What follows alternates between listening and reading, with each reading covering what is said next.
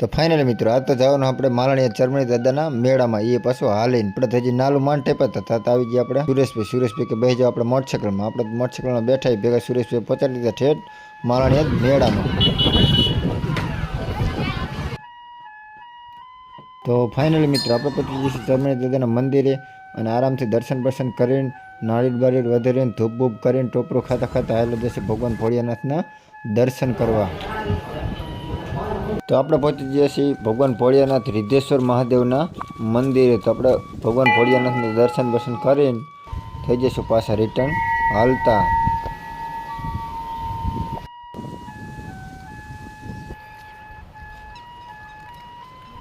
Final મિત્ર આપણે પાછા પહોંચી ચરમણી દાદાના મંદિરે અને હવે જોઈ લઈશું જૂનો બાવરો।